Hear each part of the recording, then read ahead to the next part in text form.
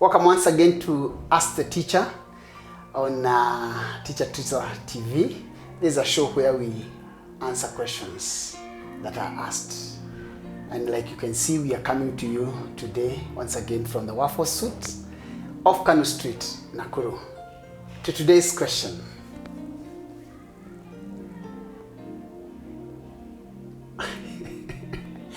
This question has only 3 words.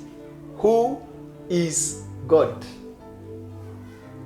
Wait.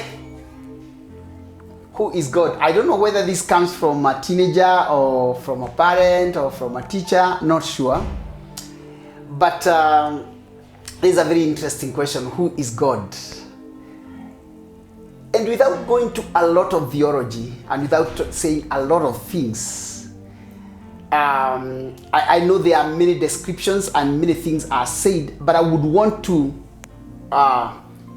bring myself to where I stand. I've always said that we will answer our question based on scriptural truth, acceptable societal norms, and common sense. And so this is one of the questions that we answer from scriptural truth. So when somebody asks who is God, from where I sit, I can only answer that as a Christian. And maybe one of the things I would say that he's the creator of heaven and earth, the one who made everything that both that we see and we cannot see. But I also want to say, you are not the first person to ask that question. The first person to ask that question that is recorded was actually Moses at one point. And in Exodus chapter number 3, Moses asks that question. Around verse number 14, he asks God. The story starts from around, it is the story of the burning bush. So by the time he gets to around verse number 12, he says, if I go, because God is sending him, if I go and they ask me, who are you? What will I say? In other words, Moses becomes the first person in history to tell God, oh yeah, I did. And so if we are going to answer who is God, we can only answer it the way he answered it. And so let's hear what he told Moses in Exodus chapter number 3.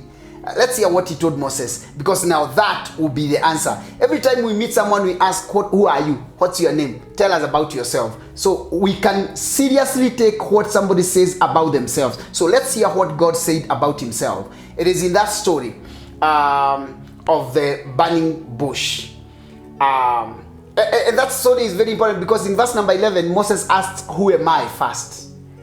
He asked about himself, then he asked God. In verse number 13, he says, and Moses said unto God, behold, when I come to the children of Israel, and shall say unto them, the God of your fathers has sent me unto you, and you shall say to me, what is his name? What shall I say? So this is God's answer in verse number 14. And God said unto Moses, I am that I am. And he said, this is what you shall tell the children of Israel. I am has sent me to you. So when God was faced with the question, who are you? He said, I am. End of story. So what does that mean? I am basically denotes 3 things. It stands in for 3 things. And this is how God explained himself, who he is. Number 1, I am denotes completeness.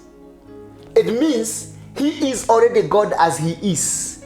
He does not need anything to be God. There is nothing you can do to make him any more or less God than he already is. He is God as he is. In one of the Psalms, that should be Psalms chapter number 50, there is David is talking about that, and at one point he says, even if I gave you everything, even if I brought everything, and they're having that, and God is saying, even if I was hungry, I would not ask you for food. Why? For the earth is mine and the fullness thereof. The earth is mine and the fullness thereof. We can find that in chapter number 50 of the book of Psalms. Because that is important for us to see. Chapter number 50 of the book of Psalms. Psalms chapter number 50, verse number 12. God says, from up there, from I'll start from here, O my people, from verse number 7. And I'll speak, O Israel, I'll testify. That is God. I am God, even your God. I will not reprove you for your sacrifice or your burnt offerings to have continually brought before me.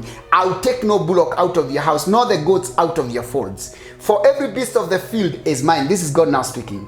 And the cattle upon 1,000 hills. I know all the folds of the mountain, and the wild beasts are mine. If I were hungry, I would not tell you. For the world is mine, and the fullness thereof. So God is telling the psalmist is writing this and reminding us that God owns everything.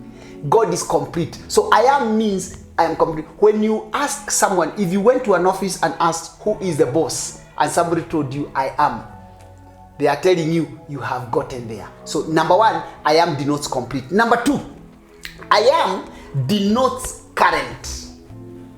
Those of you who remember English, there was past, present, present continuous, future tense. So I am is in the present continuous. He is a current God. And I know people like talking about what God did or what God is going to do, but God also does now. It is in Psalms chapter number 46 where the psalmist says that God is our very present help in times of trouble. He is current. God doesn't need to be in the past. He doesn't need to be in the future. He is where you are now. He is a current God. That means you can get in touch with him anytime, anywhere, because he's current. Number three, I am denotes constancy, the unchangingness.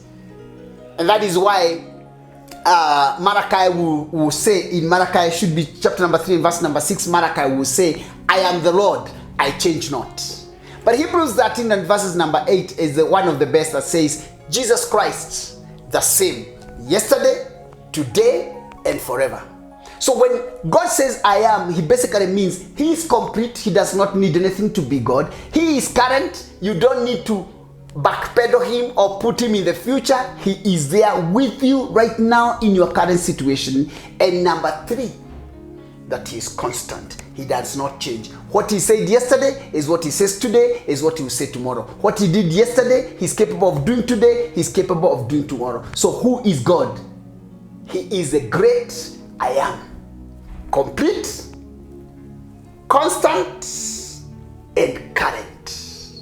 Not needing anything, unchanging, and very present.